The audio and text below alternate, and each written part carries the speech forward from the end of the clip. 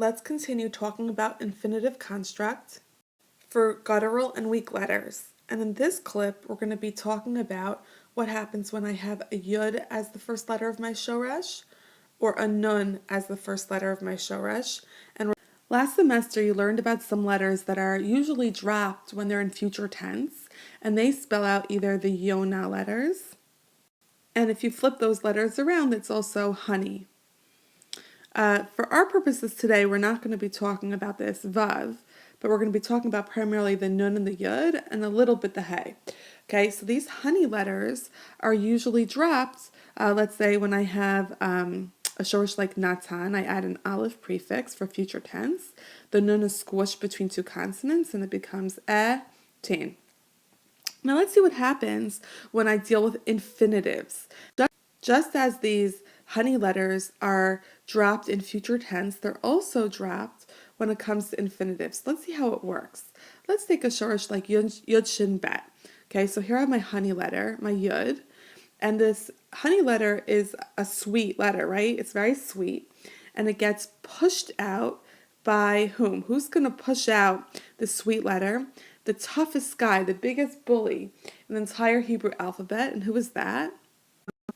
The toughest letter of the Hebrew alphabet is going to be the tough. Okay, so the tough guy knocks out my honey letter. Okay, so in biblical Hebrew, I go from yashav to shevet. My yud is knocked out by my tough.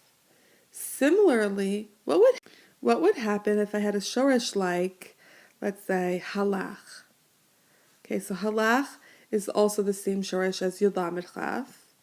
Okay, that's parenthetical. So my hey gets knocked out by whom?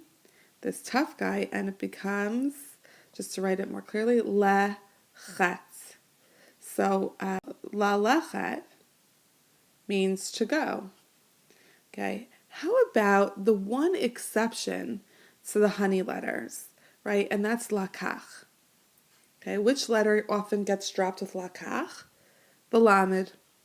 So the lamed gets knocked out by my tough guy, so it becomes kachat. And how do you say when so and so took would be bekachat so and so, right? That's how you conjugate it. So let's play a game. Which honey letter was dropped? Let's go from bottom up. Okay, belechet. What's my shoresh of belechet? So I know the bet's not part of the shoresh. The tough is not part of the shoresh, so I'm left with the lamed and the chaf. So who got left out? It's halach. How about kitzait? The chaf is not part of the shoresh. The tough is not part of the shoresh. So I have a tzadi and an aleph. So who got left out? A yud, yatsa. How about la shavet? The lam is not part of the shoresh. The tough is not part of the shoresh. So who got left out? This is hard. It's yashav. How would I say to return?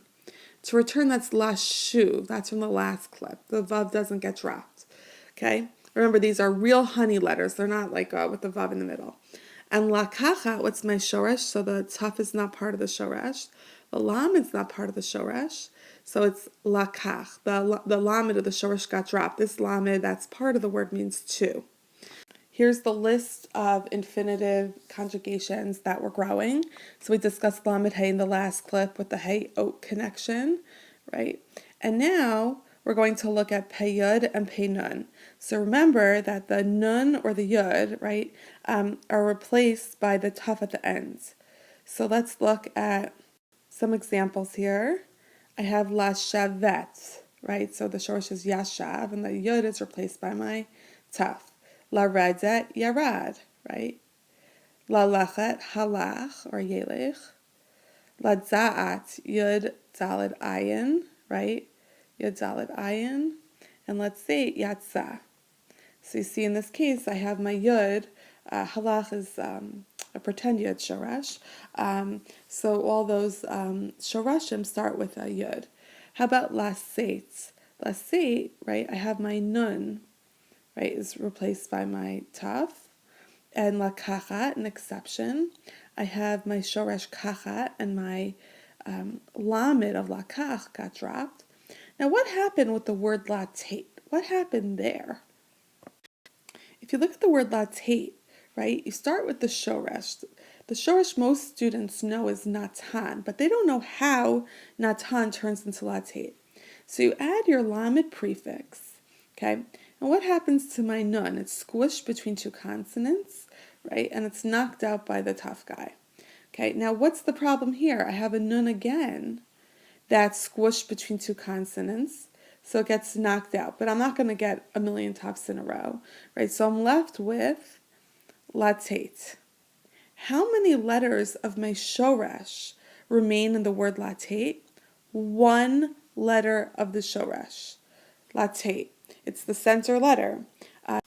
So latate is a perfect example of where the tough guy knocks out some very, very sweet honey letters.